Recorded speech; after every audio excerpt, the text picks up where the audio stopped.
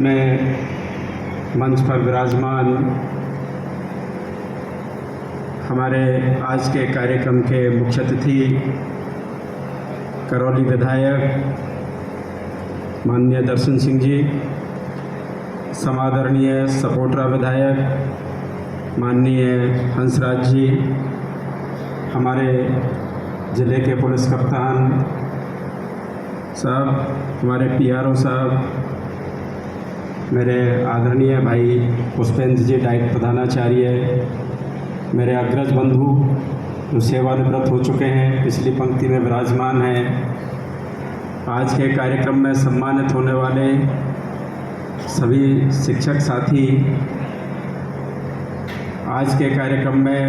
Tablet प्राप्त करने वाले मेधावी छात्र छात्राएं, समक्ष विराजमान सभी शिक्षक साथी भाई बहनों,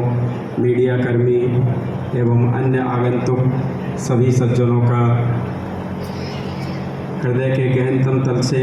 आभार व्यक्त करता हूँ कि आपने पधार करके हमारे इस कार्यक्रम को चार चांद लगाए। माननीय विधायक महोदयों ने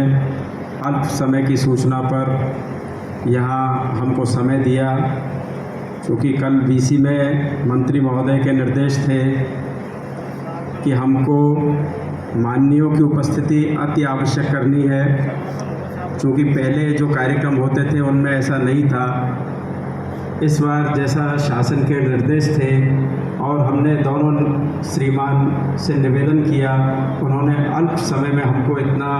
अपने बिजी शेड्यूल में से समय निकाल करके और समय दिया, तो मैं उनके लिए बहुत बहुत आभारी हूँ। श्रीमान एसपी साहब से हम कल मिले और शाम को उन्होंने कहा है मैं निश्चित रूप से आपके समक्ष उपस्थित रहूँगा। उनका मार्गदर्शन भी हमें मिला, मैं उनका भी बहुत आभारी हूँ कि अल्प समय में हमको समय दिया और हमारे बीच पूरे समय तक उपस्थित रहे। साथियों, शिक्षक दिवस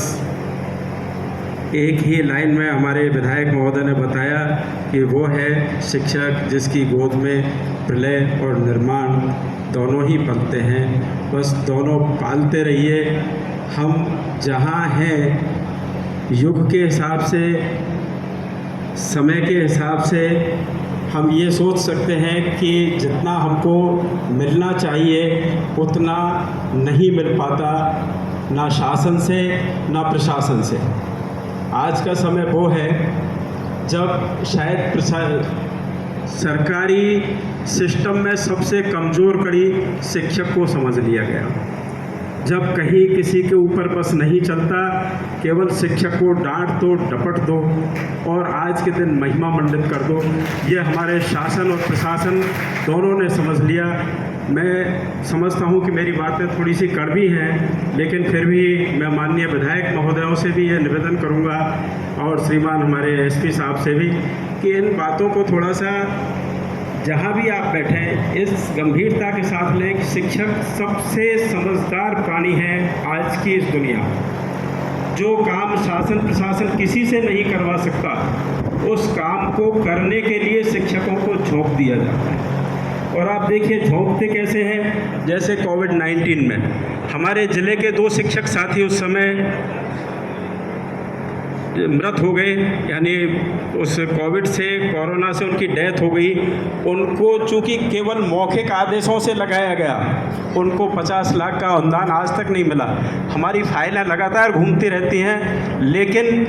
पीड़ा होती है कि हम शिक्षक हैं, केवल एक दिन का गुणगान करने के लिए नहीं है। तो आह्वान आप सबका ये है, मेरे शिक्षक संगठन के बहुत सारे साथी यहाँ बैठे हैं, कि हम केवल डांट सुनने के लिए नहीं बैठे हैं, हम संघर्ष के लिए भी बैठे हैं। सरकार हमारी, हर सरकार हमारी है, पहले वाली सरकार भी हमारी थी, ये भी सरकार हमारी है। हम ही सरकार चुनते हैं और बस प्रलय जब लाते हैं तो वो भी हम ही लाते हैं। हमने सृजन किया है, निर्माण किया है, लेकिन प्रलय भी ला सकते हैं। ये मैं मेरे शिक्षक साथियों से आह्वान करता हूँ, क्योंकि मैं भी शिक्षक हूँ और उसका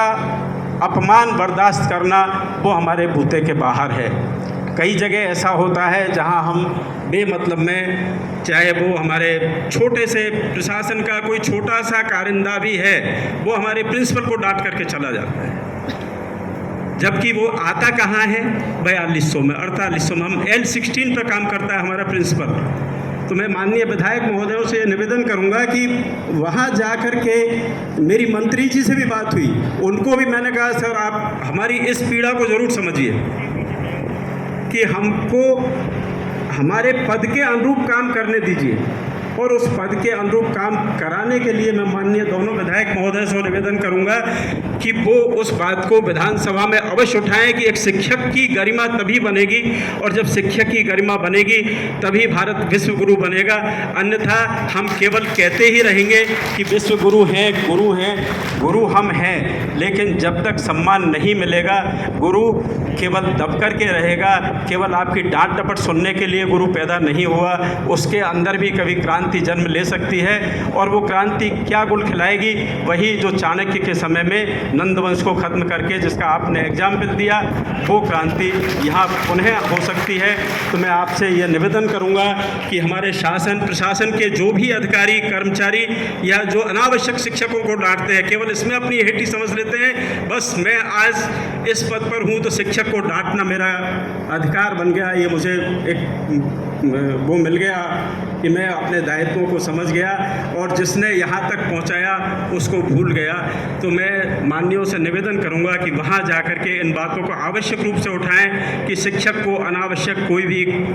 नहीं डांटे डपटे, उसको अन्य कार्यों में नहीं लगाएं। जब हम इतने कार्यों को करते हुए आज ये चुने हुए हैं, ऐसे नहीं चुने, इन शिक्षकों के मापदंड 7 तरह के मापदंडों को पूरा करके 100 में से